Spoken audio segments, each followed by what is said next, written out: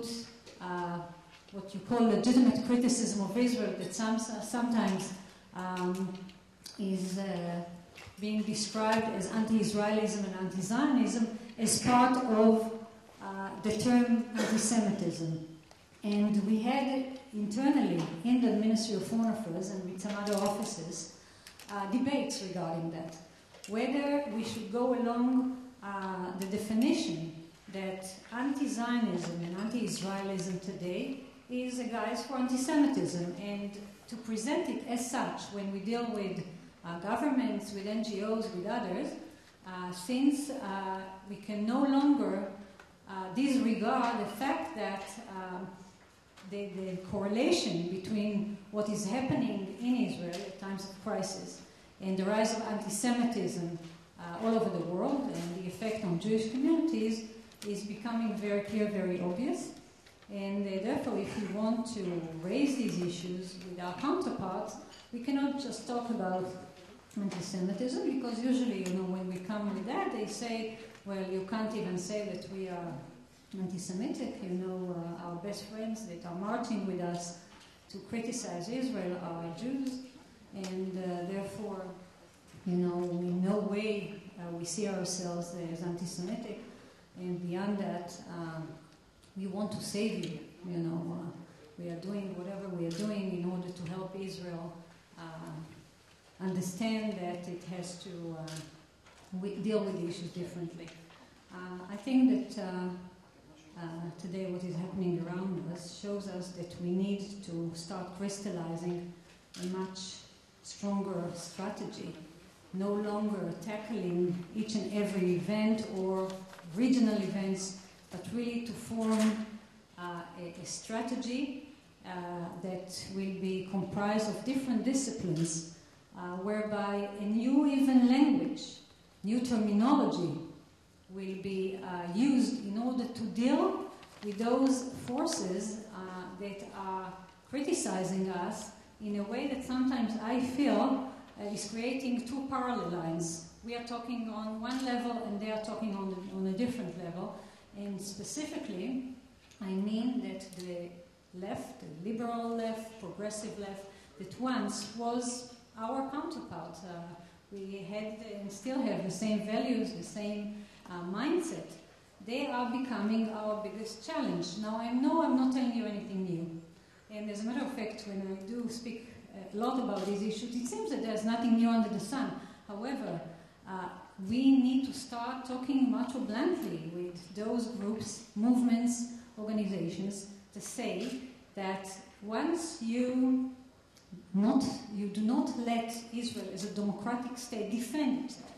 What we've seen now with the Goldstone report, and I'm sure you have discussed it and heard about it from our deputy foreign ministers and others, what has happened is that our capability to justify our right to not only to defend our citizens, but even in the later stage, the right to exist as a Jewish democratic state here is being the issue that is standing in front of us. And therefore, the Ministry of Foreign Affairs is now rethinking the whole thing. And I'm pleased to tell you that the upcoming conference that we are holding the third consecutive year, the Global Forum for Combating Anti-Semitism, that will be convened on December 16th and 17th. And I hope all of you know about it, and if not, then indeed let me know right after, because we are going to deal with all those issues and try also to come out with something more operational, because that's what is needed. Now, I am traveling a lot, I'm meeting many organizations and others, and all the time we are doing things. We work together in the Durban II process and, of course, in Geneva, and there are positive outcomes. However, it seems that we did not manage to convey a message that is so obvious to us and to the Jewish communities all over, and also to very many other people in governments, on the civil society level, on the NGOs level, on movements level. The situation in academia is growing more and more problematic. And today, I mean, those challenges of academic boycotts, of divestment, other boycotts, as part of what we call anti-Zionism, anti-Israelism under the guise of anti-Semitism is becoming our issue.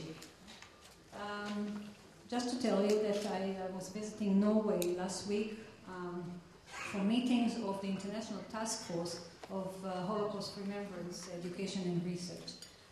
The Norwegians are the chairs for this year, and maybe some of you heard about the issue with Knut Hamsun, the Norwegian Nobel Prize winner for literature, who was a Nazi follower, supporter, and so forth. What is not known maybe is that the task force immediately conveyed to the Norwegian a very strong message saying that they have to come out with a statement explaining why they have chosen to celebrate this 100th year of Knut Hamsun at the time not only of the championship but at all, and to explain what was behind it. And they indeed did come with this statement separating totally between his literary achievements to the fact that he was brought to court, you know, and he was punished, and nobody supports, of course, this part of his life. However, of course, we are receiving so many responses regarding the whole issue, and it became a bilateral issue with us in Norway. Now, the Norwegians, on the one hand, don't want that to happen, and they want to convey a different message. On the other hand, when we talk about media, about cultural issues, about others in regards to Israel, we have again a confrontation. How do they see what they are doing? They are seeing it as something totally not on the arena of anti-Semitism, and the way we interpret it. This is only an example to tell you the differences of opinion. But the Norwegians, hopefully one of their representatives will come to the global conference, do want to convey a message and to discuss these issues so that they are not operating against, as they said, the global values that all democratic Western societies share. And I think that that's a good approach to start a discussion. I think we should go along this path. At the same time, Israel will take the chairmanship from the Norwegian as of next March for the 10th year, the anniversary of the 10th year of the task force, and we will have all meetings here. We are going to use this opportunity during that year for promoting not only Holocaust remembrance, but also the immediate relationship and correlation to fighting anti-Semitism. And for the first time, we managed in these meetings last week to have a decision on establishing a standing committee on combating anti-Semitism within this international task force. 27 countries are part of it. They always dealt mainly with education, and now at least if we manage by consensus to get this understanding that we need to move on to more political and politicized approach, it is, I think, an achievement. We are far away from seeing immediate results, but I think that, again, we need to work with different Jewish communities and organizations to build coalitions, because we do have friends out there. We have many parliamentarians that participated in the Global Forum conferences. The repeated focuses that we deal with, and we want to continue and deal with it in the upcoming conference, because of course media and the internet are becoming crucial tools for spreading anti-Semitism, hatred for the other, and of course can also be used positively. Now, another issue that we are facing is the latest trends that started during the last years of revisionism of the history of the Second World War and the Holocaust.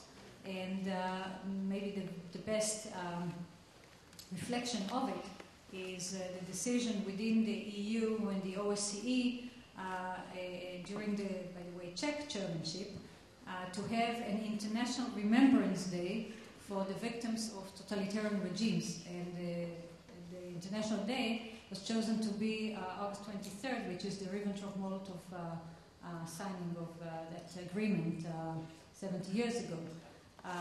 We are already seeing the outcomes of these trends in the discussions we had on the bilateral level with, for example, the Baltic states, with the Ukraine, in comparison to Russia.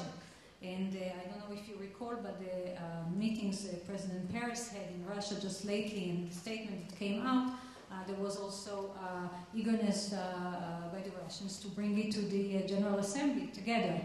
Again, regarding that, we are seeing revisionist trends as part of the whole idea of denial of the Holocaust. This is a kind of denial of the Holocaust. We see Ahmadinejad denial and other deniers that have done it for many years, but also revisionism, which can, last for many years, and then in the next decade, the history will be totally different from what we know. So this is another challenge we are dealing with, and we are trying to approach it through discussions with the Baltic states representatives. The task force is certainly dealing with that. Yehuda Bauer, by the way, Professor Yehuda Bauer, published several articles about it that were responded by our Baltic states colleagues, and on the other hand we have the Russians that are having a different, of course, approach. But for us, for the State of Israel, the most important thing is that the Holocaust is what we call the unprecedented event in history that cannot be compared to any other genocide. We do sympathize with all victims of totalitarian regimes. We are not saying that the Stalinist regime was not responsible for so very many victims.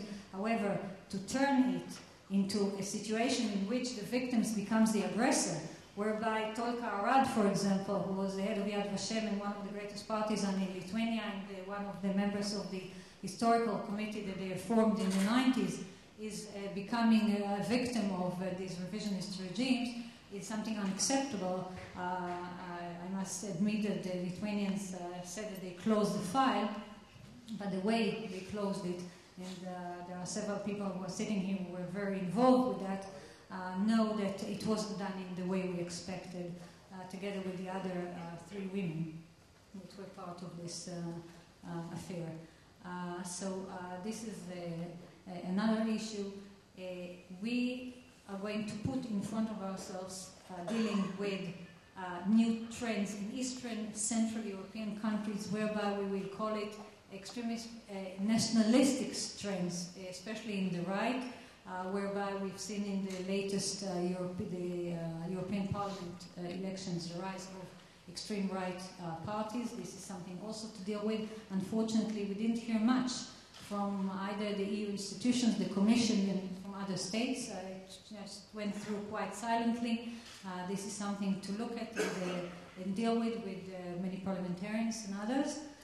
And on the Western side, mainly the anti-Israeli, anti-Zionist approaches that are now being part and parcel of those left progressive groups and the pro-Palestinian or Palestinian or Muslim groups that are sharing one common denominator, which is delegitimizing Israel, but not necessarily having the same ideology. And when I'm saying not having the same ideology, I think we can start working very hard on that vision, that the ideology of those extremist Muslim groups in Europe that are finding kind of a common language with liberal groups is so different that, again, this is one of the reasons we need to develop the right terminologies and language with the left in order to cut this relationship and narrow the gaps that are widening between us and them. Since I know that I don't have much time and I do want to leave some floor for some questions, I'll stop here and just ask you to let me know whether any of you is not aware of the Global Forum, because for us it is becoming not only an important forum, but maybe the biggest that exists these days, bringing Jews and non-Jews together, and we want to use it in the best way possible in order to embark on a very massive campaign in front of the challenges that we face. Thank you.